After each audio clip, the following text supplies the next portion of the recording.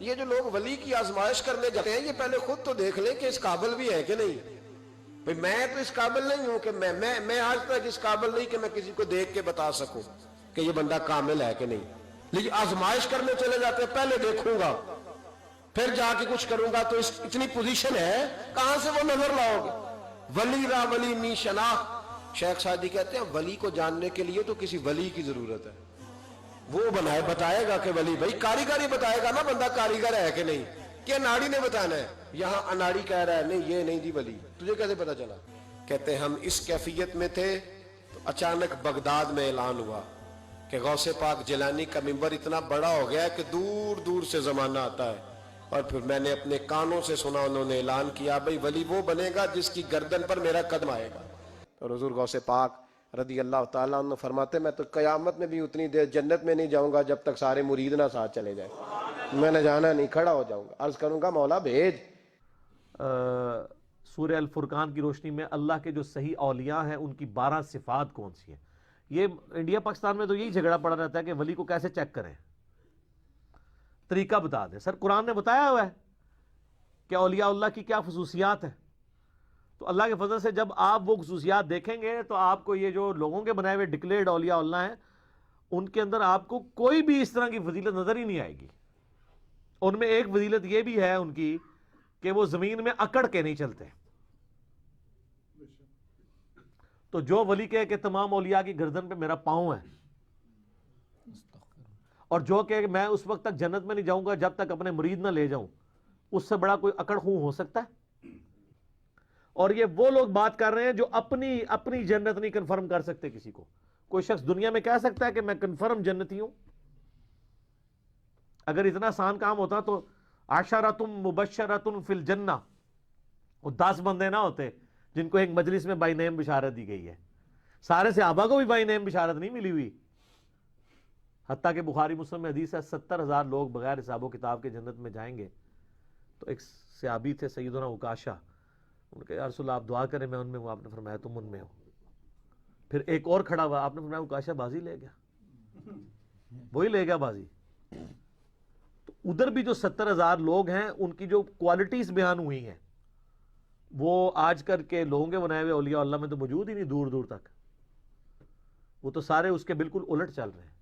تو وہ پھر ٹاپک اور طرف چلا جائے گا. میرا یوٹیوب پہ کلپ بھی ہے 70,000 لوگ بغیر حساب و کتاب کے جو جنت میں جائیں گے ان میں کیا کوالٹیز ہیں. 3 آج کی دیر میں ڈیٹ کے اندر کوئی شخص کسی کے بارے میں ولی ہونے کا سرٹیفکیٹ نہیں دے سکتا.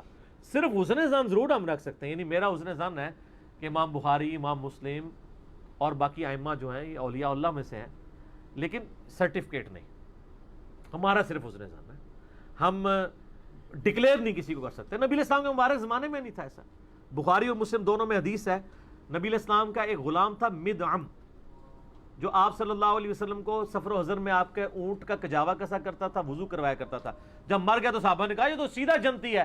آپ فرمایا تم جنت کی بشارت دے رہے ہو، حالانکہ مجھے اللہ نے دکھایا کہ اس نے مال غنیمت کی ایک چادر چوری کی تھی جو آگ کی بنا کے اس کے اوپر ڈال دی گئی ہے. تو صحابہ کرام گھروں کو دوڑے. اگر کسی نے ایک رسی کا ٹکڑا بھی اٹھایا ہوا تھا نا، یہ نہیں کہ یہ خیر ہے یہ لے جاؤں، وہ واپس جمع کروا دیا. نبی علیہ السلام کو وضو کروانے والا، آپ کی سواری کا کجاوا کسنے والا، اس کی نسبت کام نہیں آئی ہے. اللہ تعالیٰ نے اس کو آگ کی چادر بنا دی ہے. وہ چادر تو آپ اور میں تو اس کو اولیاء اللہ ہی سمجھتے ہیں نا، ٹھیک ہے نا. تو یہ اتنا آسان معاملے نہیں ہے جتنے لوگ سمجھ رہے ہوتے ہیں. صحیح بخاری میں حدیث ہے، ام العلا کہتی ہیں کہ عثمان بن مظعون رضی اللہ تعالیٰ عنہ ایک بوڑھے صحابی تھے، بیمار ہو گئے تو میں ان کی خدمت کرتی تھی. جب وہ فوت ہو گئے تو میں نے کہا کہ اے عثمان، اللہ کے ہاں تو تیرے لیے جنت ہے. تو نبی علیہ السلام پاس کھڑے تھے تو آپ نے فرمایا تجھے کس نے کہہ دیا؟ ہائے ہائے ہائے ہائے. آپ فرمایا حالانکہ میں اللہ کا رسول ہوں، مجھے نہیں پتا میرے ساتھ کیا ہونا ہے. یہ بخاری کے الفاظ ہیں.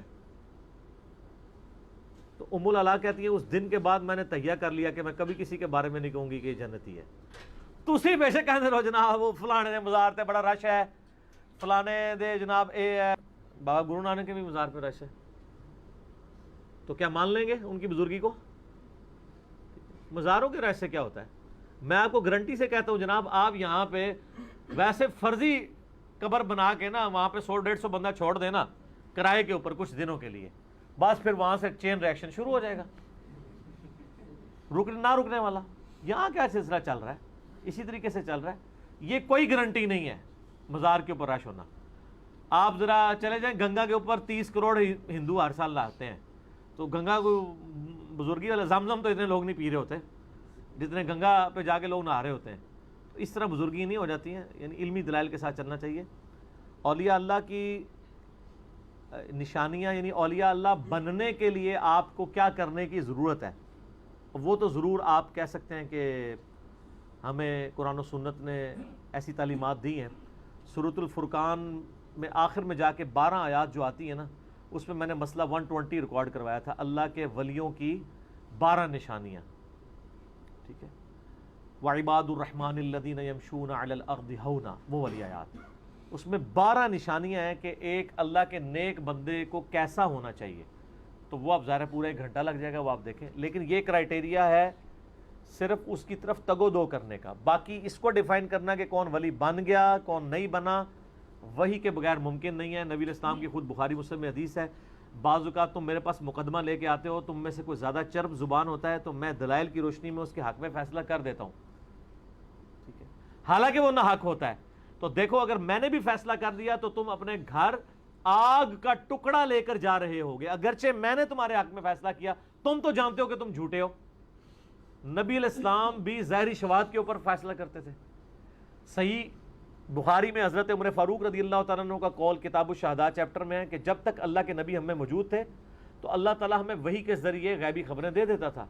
جب سے نبی علیہ السلام دنیا سے چلے گئے ہم لوگوں کے ظاہری اعمال کے اوپر فیصلہ کریں گے اور ان کے دل کا معاملہ اللہ کے اوپر چھوڑیں گے. اور یار اگر حضرت عمر کا علم غیب، حضرت عمر فاروق کی ولایت یہ ہے تو تمہارے بابے کس کھاتے کے اندر ہیں؟ اور اس میں تو میں اکثر ان کو ایک پھکی دیتا ہوں کہ یہ انہوں نے جو کرائٹیریا بنائے ہوئے ہیں جی، وہ بزرگ ہمارے دلوں کا حال جان لیتے ہیں، یہ کر لیتے ہیں. میں نے تو بڑا معصومانہ سوال کیا کہ دلوں کا حال تو بہت بڑی بات ہے. میں اپنی میکینیکل انجینئرنگ کا فارمولہ لکھ کے دیتا ہوں کسی بزرگ کو، وہ دیکھ کے پڑھ کے مجھے بتا دے. ہائے ہائے ہائے ہائے ہائے، دیکھ کے. ابھی تو میں یہ پوچھوں گا نہیں کہ یہ اس کا مطلب کیا ہے. مطلب تو جس طرح قرآن کا ترجمہ نہیں ان کو آتا وہ بھی نہیں آتا ہوگا. صرف ریسائٹ کر دیں کہ یہ سائنس کون کون سے میں نے ڈالے ہیں. ہمارے تو ایک ایک فارمولے کے اندر 14-15 الفابیٹس آتے ہیں، کچھ لیٹن کے، کچھ گریک کے، کچھ. ان کو تو پتہ ہی کچھ نہیں ہوگا. یہ تو ہم کہہ ہی نہیں رہے کہ میں بتائیں کہ یہ فارمولہ کس چیز کا ہے، وہ تو کبھی یہ سارے مل کے بھی نہیں بتا سکتے. صرف ریسائٹ کر دیں کہ کیا لکھا ہوا ہے. تو اس سب کے سب ان لوگوں کی اس طریقے سے کہانیاں چل رہی ہوتی ہیں. سورہ یونس کے اندر آیا ہے الا ان اولیاء اللہ لا خوف علیہم ولا هم یحزنون. یہ آخرت کا معاملہ ہے کہ قیامت والے دن جس نے اللہ کے لیے زندگی گزاری، قیامت والے دن نہ اسے کوئی خوف ہوگا نہ اسے کوئی غم ہوگا. اچھا، دنیا میں اگر اسے کوئی ماننا چاہتا ہے تو اس معاملے میں جس طرح کہ سورہ ہے جو حامیم السجدہ ہے، جسے سورہ فصلت بھی کہتے ہیں، 2 نام ہے نا اس کے سورہ حامیم السجدہ کے. سورہ نمبر وہ 41 ہے. اس میں بھی اللہ تعالیٰ نے اہل ایمان کا ذکر کرتے ہوئے فرمایا، آیت نمبر ہے 30، ان الذین قالوا ربنا اللہ ثم استقاموا، بے شک وہ لوگ جو کہتے ہیں کہ اللہ ہی ہمارا رب ہے اس کے بعد اس کے اوپر جم جاتے ہیں. تتنزل علیہم الملائکہ، ان پہ فرشتے نازل ہوتے ہیں. اللہ تخافوا، اور کہتے ہیں مت خوف کھاؤ، ولا تحزنوا، مت غم کھاؤ، وابشروا بالجنۃ التي کنتم توعدون، اور خوشی مناؤ اس جنت پہ جس کا تم سے وعدہ کیا گیا ہے. نحن اولیاؤکم فی الحیات الدنیا، ہم دنیا کی زندگی میں تمہارے ساتھی ہیں، وفی الآخرہ، اور آخرت کی زندگی میں. وَلَكُمْ فِيهَا مَا تَشْتَهِي أَنفُسُكُمْ، اور وہاں تمہارے لیے ہر وہ چیز ہے جو تمہارے نفس چاہیں گے. وَلَكُمْ فِيهَا مَا تَدَّعُونَ، اور ہر وہ چیز ہے جس کا تم سے وعدہ کیا گیا ہے. نُزُلًا مِّن غَفُورٍ رَحِيمٍ، یہ مہمان نوازی ہوگی بخشنے والے مہربان کی طرف سے. یعنی موت کے وقت فرشتے ان کے اوپر، وہ تو ابو داؤد میں آپ کو ڈیٹیل احادیث ملیں گی، سنن نسائی میں بھی، کہ جب مومن کی روح نکل رہی ہوتی ہے اس وقت اس کے پاس فرشتے کی شکل میں آتے ہیں اور اس کو بشارت جنت کی وہیں سے ملنی شروع ہو جاتی ہے. تو اور دنیا کی زندگی سے مراد اگر موت کے علاوہ عام زندگی ہے تو اس میں کوئی بندہ دیکھ کے تو نہیں بتا سکتا کہ اس وقت اس کے ساتھ فرشتے اٹیچ ہیں. جس طرح یہاں پہ قرآن کی محفل ہے، صحیح مسلم میں حدیث ہے جہاں پہ لوگ قرآن کی تدریس کے لیے جمع ہوتے ہیں، تو اس محفل کو جو ہے وہ آسمان تک فرشتے اپنے پروں سے ڈھانپ لیتے ہیں. جو وہ ذکر کی محفلیں کہہ رہے ہوتے ہیں وہ اللہ ہو کی، وہ قرآن کا ذکر ہے، اس میں الفاظ ہیں. تو وہ اب ہمارا ایمان ہے کہ ہے ایسا، لیکن دیکھا تو کسی نے نہیں ہے. اسی طریقے سے یہ ساری چیزیں غیب سے تعلق رکھتی ہیں. کسی کے بارے میں ولی ڈکلیئر کرنا، سر یہ تو آپ وثوق کے ساتھ، سوائے ان لوگوں کے جن کو اللہ کے نبی علیہ السلام نے وضاحت کے ساتھ کہہ دیا، جیسے بخاری کی حدیث ہے اصحاب بدر کی اگلی پچھلی ساری خطائیں اللہ نے معاف کر دی ہیں چاہے جو مرضی کریں. یا اصحاب شجرہ کے بارے میں مسلم شریف میں حدیث ہے جنہوں نے درخت کے نیچے بیعت کی تھی ان کو آگ نہیں چھوئے گی. یا ایک مجلس میں 10 صحابہ کو جنت کی بشارت ملی، ابو بکر، عمر، عثمان، علی، طلحہ، زبیر، عبد الرحمن بن عوف، سعد بن ابی وقاص، ابو عبیدہ بن جرح اور سعید بن زید. ایک اس طریقے سے بخاری میں حدیث ہے جس نے زمین پہ چلتا پھرتا کوئی جنتی دیکھنا ہے عبداللہ ابن السلام کو دیکھ لو. تو اس طرح جو اسپیسیفک ہے وہ علیحدہ بات ہے. باقی تو آپ وثوق کے ساتھ کسی کے بارے میں بھی نہیں کہہ سکتے. اتنے بڑے بڑے لوگ ہیں کہ ایک طرف کے لوگ ان کو اولیاء اللہ کہتے ہیں، دوسرے کہتے ہیں یہ شیطان کے امام ہیں، شیطان کے بھی امام ہیں. آپ دیکھیں امام سبکی اور امام ابن تیمیہ دونوں ایک زمانے کے ہیں.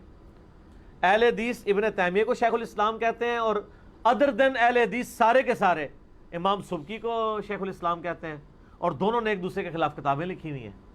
بیک بک دونوں شیخ الاسلام ہیں. آج آپ دیکھ لیں کتنے شیخ الاسلام ہیں پاکستان کے اندر. آج کے بھی نہیں سنبھالے جا رہے، اس زمانے میں بھی اسی طرح تھے. تو ایک کا شیخ الاسلام ہوتا ہے، دوسرے کا زندیق ہوتا ہے. دوسرے کا شیخ الاسلام ہوتا ہے، پہلے والے کا وہ زندیق ہوتا ہے. تو یہ کوئی کرائٹیریا نہیں ہے.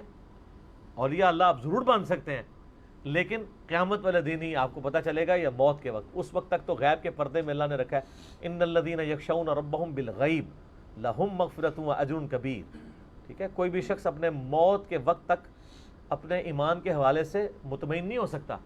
سنن طبرانی میں حدیث ہے، ایک تابعی کہتے ہیں میں سیدنا ابو درداء کو ملنے کے لیے گیا تو وہ اس وقت نفلی نماز گھر میں پڑھ رہے تھے اور تشہد میں بیٹھے ہوئے وہ بار بار دعا مانگ رہے تھے، اللہم انی اعوذ بک من النفاق، اے اللہ میں نفاق سے تیری پناہ میں آتا ہوں.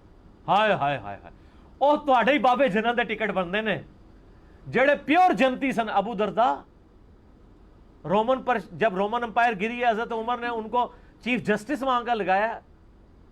ٹھیک ہے، اصحاب جو صفہ تھے ان میں سے ڈومیننٹ صحابی. تو وہ تابعی کہتا ہے کہ شیخ آپ یہ دعا کر رہے ہیں، آپ تو یعنی نبی علیہ السلام کے اصحاب میں سے اور اتنے ٹاپ آف دا لسٹ اصحاب میں سے. تو انہوں نے کہا کوئی شخص بھی اس وقت تک یعنی اپنے ایمان کے بارے میں مطمئن نہیں ہو سکتا جب تک کہ اس کی روح پرواز نہ کر جائے. یہ آپ لوگ یوں کہتے ہیں جی فلاں حضرت صاحب نے کہا میرے مرید ہو جو، میں اس وقت تک نہیں جاؤں گا. کدھر؟ وہ بھائی پتہ لگے گا جب تک تو انہوں ہی نہ لے جا. ٹھیک ہے نا، یہ آپ کے دعوے ہیں. اچھا دیکھیں جب یہ کوئی دعوے کرتے ہیں کہتے ہیں ان کی کتنی شان تھی. ہم جب یہ کہہ دیں کہ جناب یہ ہم نے جو بات کی ہے نا اس کو کوئی مائی کا لال غلط ثابت کرے اور ہم سے پہلے کسی نے یہ بات نہیں کی، کہتے ہیں تکبر ہے. حالانکہ یہ تو بہت چھوٹی چیز ہے. میں کسی کی آخرت کے فیصلے تو نہیں کر رہا ہوں. اور جو کہتے ہیں جی ہم سارے مریدوں کو ساتھ لے جائیں گے، ہم ان کی جنت کی گارنٹی اٹھاتے ہیں، ان کہتے ہیں یہ شان ہے. اس سے بڑا کوئی تکبر ہے کہ کوئی شخص کہے کہ میں سب کو جنت میں لے جاؤں گا اور اس کو یہ شرم بھی نہ آئے کہ بخاری مسلم میں حدیث ہے کہ میری بیٹی فاطمہ میرے مال سے جو کچھ لینا ہے وہ لے لے، اگر اللہ نے تجھے پکڑ لیا تو میں بھی نہیں چھڑا پاؤں گا.